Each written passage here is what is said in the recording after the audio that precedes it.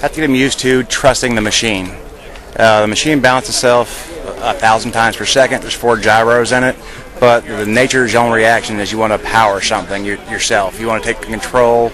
It's not like a typical wheelchair. You got to move it yourself. Lean into it. Just trust it. That's the main thing we had to tell these guys. When they're on new legs, it's kind of hard, but gives them two minutes and they're smiling.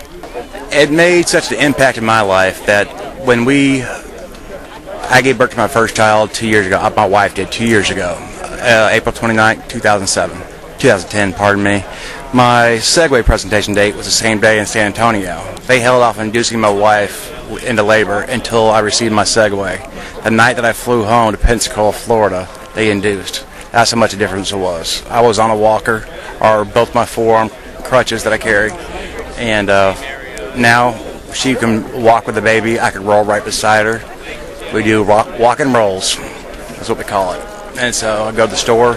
I'm no longer housebound. Right now, they're meeting all my needs. It's great. I mean, they're comfortable. They go 24 miles. You can go all day.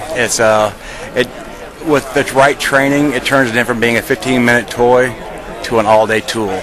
My job with the Warrior Board mainly is calling them during the week, making sure they're far enough along during their care, make sure they have their new set of legs, they can stand for the required amount of training time. And so everybody that's here with them will spend probably about 4 hours with each individual to make sure they're okay on it, comfortable on it, can glide on it, get on and off safely, maneuver safely, do all the functions that are getting on and off of the elevator, everything like that. It's not, but we do not let them out of our sight until they're comfortable on the process. They don't just, they will get it before they leave our site. Well, they won't get it because we do not want to present this gift to somebody who can go further injure themselves. Our whole priority is to enable somebody to get out and be mobile, not to wind back up in the hospital with an injury. There's more and more folks that are finding out about the program.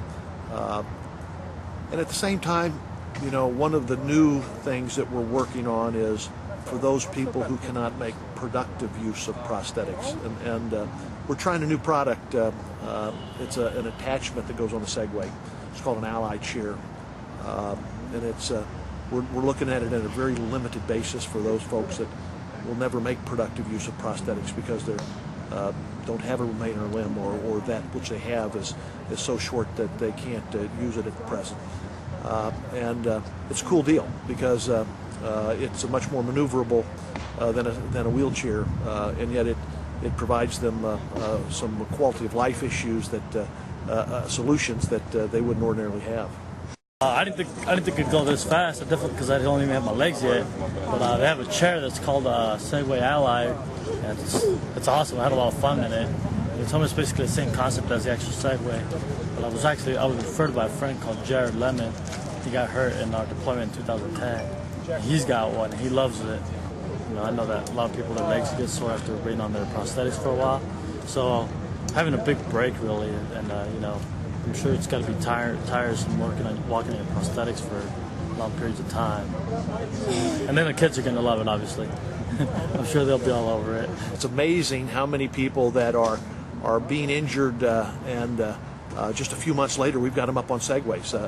It speaks to the work that's being done in the military medical community to get these guys back up and gals back up as quickly as possible, get them reintegrated into society as quickly as possible, as little downtime as possible, and that's real important. It really is.